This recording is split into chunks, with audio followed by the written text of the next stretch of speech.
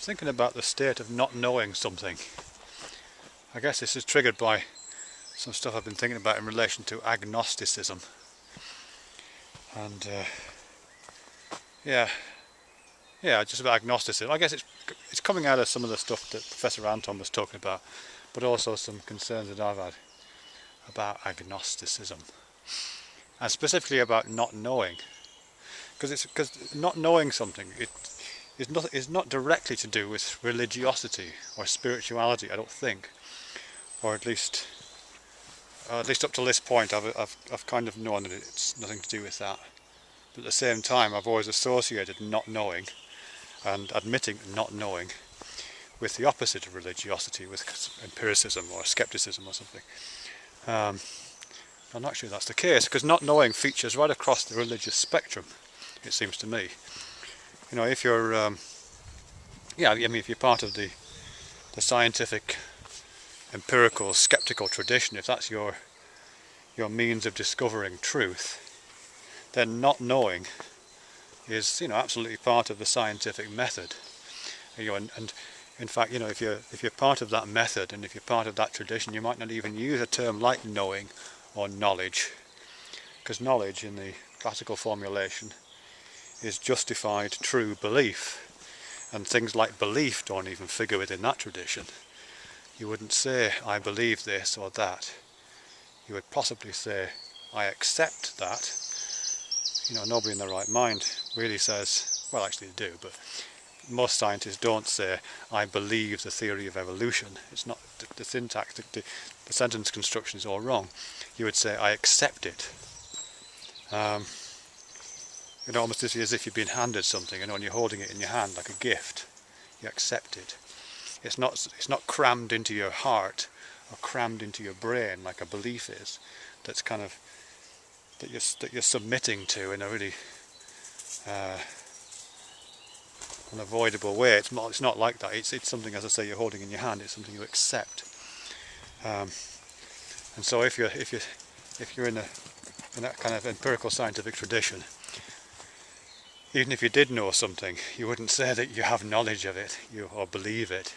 You would say you accept it. So it is to do with, so it's in there really. And of course, that acceptance comes out of the default state of not knowing, which is a very kind of, at least as I experience it, it's a very simple state. It's just not knowing. It's just an absence of knowing, or a slight frisson of wanting to know something, perhaps. Yeah, something like that. But when you get out of that and you move toward something like agnosticism formally applied, then different things start to happen to that unknowingness. I know there's a kind of straw man version of agnosticism, and it is a straw man, but I have heard it said, so I better just go for that first, which is this thing about God. Some people say being agnostic means you don't know whether there's a God or not, and that's a really simplified version of it. But that's not the same not knowing as that's a scientific not knowing. That's a kind of not knowing that hedges its bets. That's actually got a lot of knowing in it, I think, or it's got a lot of possibility in it. It's the toss of a coin kind of a sense of not knowing. You don't know which side the coin is going to come down on, but it could come down God's side up. It has that kind of a thing about it, which is a different kind of not knowing, I think. And even a more thoroughly understood agnosticism, not that straw man version, the agnosticism which says not only do we not know, we cannot know. There's that kind of agnosticism. It's a very deeply felt can't knowness. But even that, I think, isn't the same not knowing as the not knowing of the skeptical scientist, let's say. It's a kind of not knowing which has traces of a mystery to it, traces of an unfathomability to it. Traces of that. I don't know. It's the ineffable. There's something of the ineffable about that. So even though you're still saying you don't know, you're saying it with a different accent. And then there's this much more thoroughgoing one, which I have more problems with, even though kind of flirt with it myself occasionally, which is the not knowing, which is deeply religious. You know, you find it in James Carse. I like James Carse's writing, but he talks about not knowing. He contrasts willful ignorance with a kind of state of not knowing which is deeply religious. You know, and it has all of the trappings of it's not trappings. I guess the emotional trappings, at least, of religion. You know, a sense of oneness, a sense of unity, desire for union with some kind of divine principle, ideas of the sacred, ideas of reverence, all that kind of stuff's in it. But there's just no content. There is an unknown at the heart of it.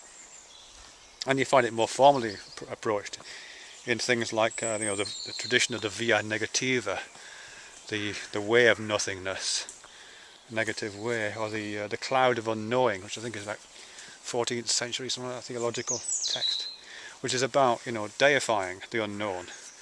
So you're still saying I don't know at this point. You're still saying I don't know.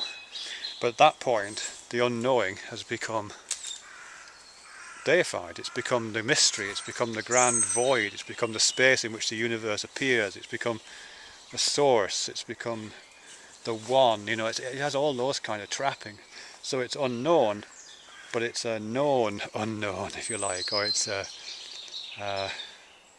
it's achieved the quality of a deity. Weird, that.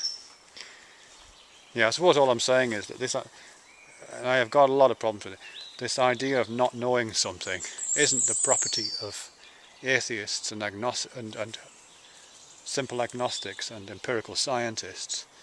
You don't escape religion, unfortunately, or fortunately, possibly. You don't escape religion by saying that you don't know.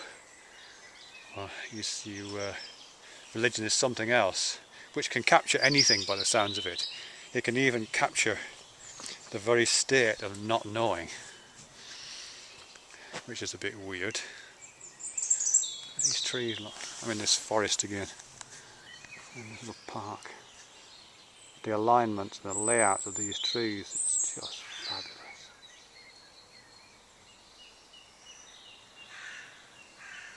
Slow pan, Jim Jarmusch film, look.